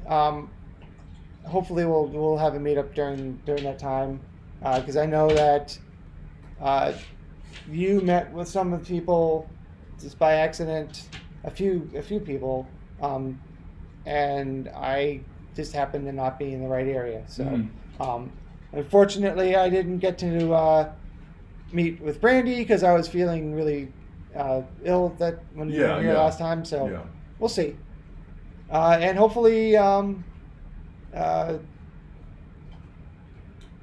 And I'm thinking you're the one in Australia who pops in every once in a while and then is like, hopefully we'll get to meet you as well. Yeah, it'd be nice to meet you, Bodie. Well, he said bloke, so I do believe, yeah. Yeah. Oh yeah, I'm actually looking for a package. My first time. It's exciting. I entered the my Rode reel, which is from Rode Microphones, and it's a I do get a Australia, yeah. Just for entering, I was able to win a microphone. Oh, nice, cool. They had for the first 200 people. The first 200 people who entered actually got one of the microphones. So Wow. for the first time ever, I am actually tracking a package from Australia Post. Oh, wow, cool. Actually had something else sent to me from Australia from Road, but they've sent it UPS. Mm. So I don't know if maybe it's UPS was a little faster or what, but it is being sent from Sydney. It says right here on here. So it's Sydney to the U.S. Cool. So, yeah. That's awesome. Which apparently is in New South Wales, which actually was the name of the city or the town where I went to high school, but it was here it was in the United States. So for whatever reason, they named the town New South Wales. I don't know why. They should call it Newer South Wales because it's newer than New South Wales, right? Yeah. How long is the flight from Sydney? I can tell you that it's 13 hours from South Korea to Atlanta in the United States, so I'm guessing it's similar. When I went to South Korea, we had one of the dinners we had was steak, which was Australian beef, which might have been the first time that I've had it, or at least the first time I knew that I was having it. Of course, it was very good. But with that, I believe we are, I'm buffering over here, so that's not good. Oh. But looks pretty good. So that is a long stream. So thanks for watching live if you are watching live. And if you're not live and you're watching in the replay, thanks for joining us there. I know that a lot of people were watching when I finally reposted the last show, which took me a long time to edit because I had my name and phone number and Bret's phone number on the screen a bunch of times. Oh, okay. And I kept trying to put a little box over it to block the, and then eventually it's like, I know where it is on the screen where that information showed up, and it's all stuff I don't need to show anyway. Just the way I figured out how to do the FaceTime call. So if I just crop down to that window, I had to do some keyframing when it moved. But once it got to that one spot that the window with him didn't move, if I just crop it down to that, it just eliminates, because I exported it a few times and I was thinking that 13 hours LAX, another flight to Orlando. So pretty similar. 25 hours, wow. That's a journey. Yeah. I am in California D23 next week. Sweet. Follow Phenomenal Brandy on Instagram. At Phenomenal Brandy. Alright, so same thing. So yeah, if you guys want to follow Phenomenal Brandy on Instagram and check out her D23 footage, go ahead. Yeah, I had a whole bunch of people tell me that I should go to Instagram. Like, okay, where are the people who wanted to join me on Instagram? I don't like Instagram, but I mean, it is like one of the hot and now platforms. Yeah, I just don't like it. But that said, that we will be back on, let's see, I think it was the 29th. The 29th, it should be our next time we go live. I know Bret wanted to join us. He actually got to go to the cast member as a +1 cast member preview of Galaxy's Edge. Oh, cool. So nice. I was like, well, I am kind of jealous and want to go, but at the same time, I'd already been to Galaxy's Edge technically, and he hasn't, so... Yeah. I just wanted to go for the channel, but Yeah. well, we'll see. Well, hopefully next time we're live on the 29th, he can join us and tell us all about his Galaxy's Edge experience. Cool. And I know a lot of people are saying that it's going to be not as much of a ghost town here. We'll see. Yeah, we'll see. So, with that, again, thanks for watching live or in the archive. This time, because I'm not editing and reposting it, because I didn't do anything terrible, the live chat will be replayable as well. That, unfortunately, if you re-upload it, of course, but even if you like trim like 1 second off the video, it gets rid of the live chat, which is annoying. Yeah. But anyway, just give you a moment to catch up, because the live chat is always behind a little bit, and we always end it, and then we see a message, and we're like, oh, we would have replied to that, but oops. Now Didn't is see the it in time to time. say goodbye. Bye. Have a safe flight, Bodhi. Yep. I hope we see you. If not, I'm sure you'll have fun here, and also enjoy D23. Yeah, and have a Brandy. safe flight yourself, Brandy. It seems like the thing to go to California. Kyle from View from the Cheap Seats just went over there as well, and just had his first time over in Knott's Berry Farm. Oh, cool. So, anyway. Bye, everybody.